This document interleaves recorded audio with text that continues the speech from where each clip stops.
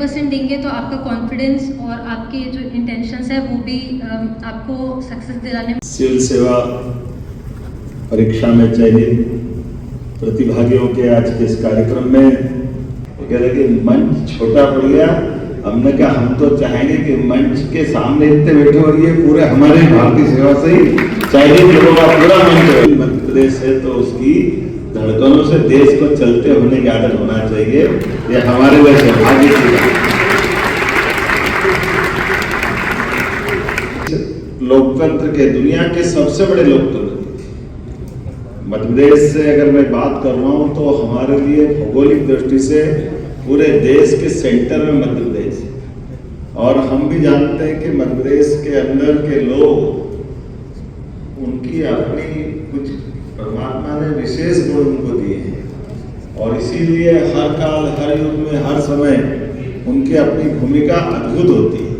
और मुझे तो ये और आनंद है जब यहाँ मैं आपसे बात कर रहा हूँ तो हम में से मैं भी उसी में से हूँ, मुझे लगता है इंदर सिंह भी उसी में से।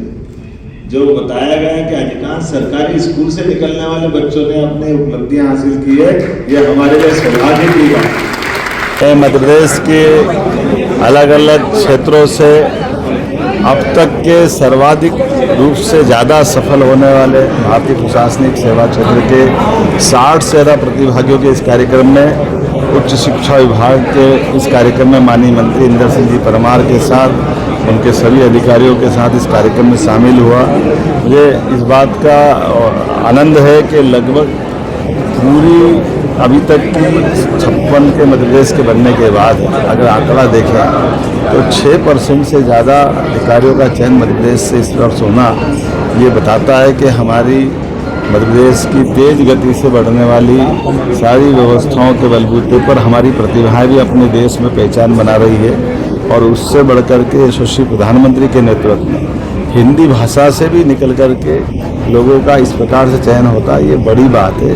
संस्कृत, हिंदी, बाकी अन्य सब्जेक्टों के साथ अलग अलग सभी क्षेत्रों में चयन वाकई अद्भुत है। हमने वैसे तो ये उच्च शिक्षा विभाग के पूरे प्रदेश भर के सभी कॉलेजों के बीच ये कार्यक्रम किया है और इसके माध्यम से लोगों को प्रेरणा भी दे रहा है। माननीय मंत्री से भी बात हुई, वैसे हमारी सरकार IAS, IPS और बाकी एग्ज़ाम की भी कोचिंग भी निःशुल्क कराती है, लेकिन इसको और बढ़ाएंगे ताकि अधिकांश हमारे अच्छे टैलेंट इससे निकले।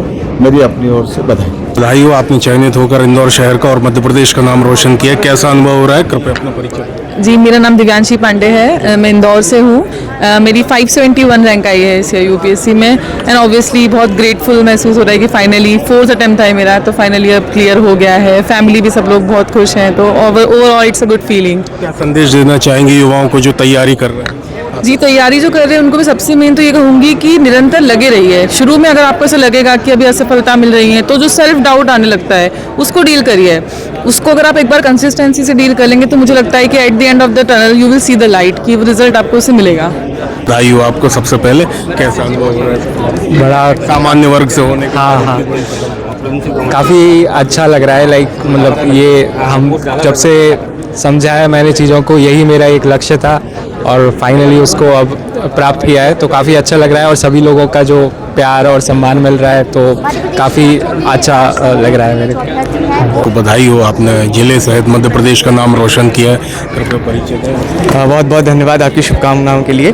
मेरा नाम सर शैलेन चौधरी है, मैं नरसिंहपुर मध्य प्रदेश से आता हूँ। नरसिंहपुर में किस तहसील? नरसिंहपुर तहसील, धनारे कॉलोनी। कैसा अनुभव रहा सर? कितना प्रयास किया आपने इस सफलता तक पहुँचने? सर कॉलेज 2023 मई में मेरा कंप्लीट हुआ और उसके बाद से मैं एक साल अच्छे से तैयारी किया।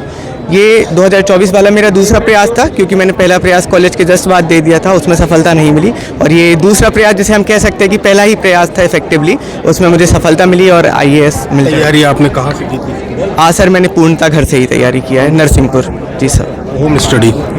होम स्टडी ही किया सर। मैं दिल्ली 1-2 बार गया देखने के लिए, वहाँ माहौल मुझे उतना अनुकूल नहीं लगा, हो सकता है दूसरों को लगे, तो मैंने सर फिर निश्चय किया कि मैं नरसिंहपुर से ही तैयारी करूँगा और वहाँ से सफलता हासिल की। किस विषय को लेकर आपने जो सफलता हासिल की? सर मेरा एंथ्रोपोलॉजी मानव विज्ञान विषय था। जी सर। क्या संदेश देना चाहेंगे आप जो अभ्यर्थी परीक्षाओं के लिए तैयारी? आज सर मैं 2 संदेश देना चाहूँगा। पहला कि आप निरंतरता से पढ़िए, ऐसा नहीं है कि आज पढ़ लें और कल छोड़ दें तो कुछ नहीं होगा। और दूसरी चीज़, जो भी आप पढ़ रहे हैं तो आपको एक पूर्ण आत्मविश्वास होना चाहिए कि मैं सही पढ़ रहा हूँ। ये डर में ना रहें कि दिल्ली में, इंदौर में, भोपाल में कुछ अलग पढ़ाया जा रहा है। आप जहाँ पढ़ रहे हैं, जो पढ़ रहे हैं उसको शिद्दत से पढ़िए और सफलता ज़रूर आपको एक दिन हासिल होगी। सबसे पहले आपको बधाई हो, आपने मध्य प्रदेश का नाम भी रोशन किया है। कैसा अनुभव रहा, क्या कहना चाहिए? जी, आपका बहुत बहुत धन्यवाद शुभकामनाओं के लिए। मेरा नाम आयुष जैन है। मैंने यूपीएससी परीक्षा में 344वीं रैंक हासिल करी है। ये मेरा चौथा प्रयास था एंड इसमें काफ़ी अप्स एंड डाउन्स थे, काफ़ी मेहनत था, परिवार का सपोर्ट था, दोस्तों का सपोर्ट था एंड मेरे सभी चाहने वाले। एंड आई थिंक फाइनली मैंने एग्ज़ाम करी है, so I am very happy today.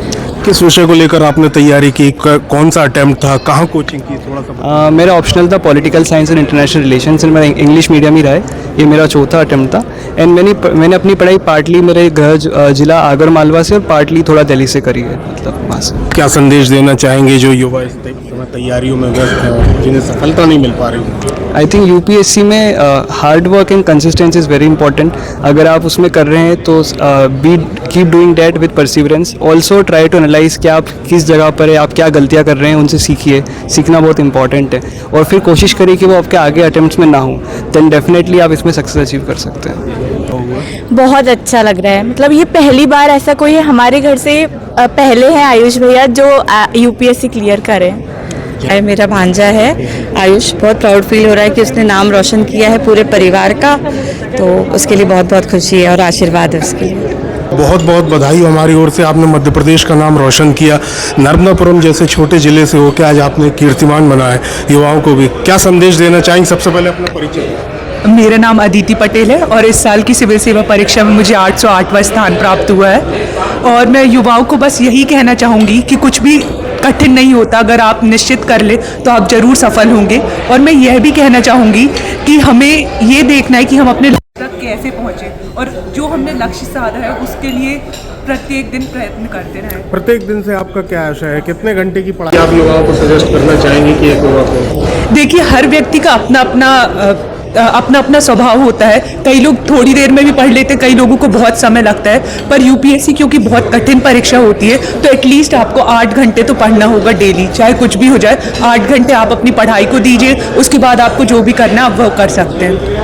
आपने किस विषय को लेकर तैयारी की थी? मैंने मैंने राजनीति शास्त्र लेकर पढ़ाई की थी, जिसे पॉलिटिकल साइंस कहते हैं इंग्लिश में, और मैंने अपने कॉलेज से ही अपना पढ़ाई शुरू कर दिया था। और मैंने इस दौरान कई कोचिंग इंस्टीट्यूट्स में टेस्ट सीरीज़ वगैरह लगाई थी, तो हमें खुद समझ में आ जाता है कि हमें किस चरण में कोचिंग इंस्टीट्यूट्स को यूज़ करना है। बाकी मैं ये कहूँगी कि ये ज़रूरी नहीं है कि आप बड़ी कोचिंग में पढ़ो, आपके पास बहुत सारे संसाधन हो। ज़रूरी यह है कि आपकी लगन होनी चाहिए, आपके विचार होने चाहिए और आपकी अनुशासन होनी चाहिए, बस वही ज़रूरी है सफलता के लिए।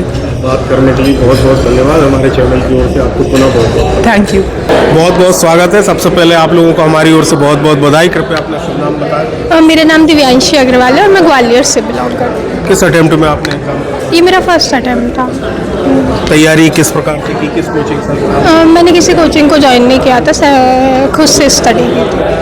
कुछ विद्यार्थियों को संदेश देना चाहेंगे जो तैयारी कर रहे हैं? जितना मेरा लिमिटेड नॉलेज है उससे यही कह सकती हूँ कि जितना कम रिसोर्सेज हो सकते हैं, मिनिमल रिसोर्सेज, PYQs और टॉपर्स का जो भी स्ट्रेटजी है उनको फॉलो करके जो भी एक मिनिमल स्ट्रेटजी बनाई जा सकती है उसको फॉलो करना है। आप भोपाल से हैं, भोपाल में तैयारी की है, कृपया अपना शुभ नाम बताएं। किस मेरा नाम प्रियंका राठौर है। मैंने भी सेल्फ स्टडी किया है, कोई इंस्टीट्यूट से एफिलिएटेड नहीं हूँ। संदेश देना चाहिए? Consistency, I think discipline is above motivation.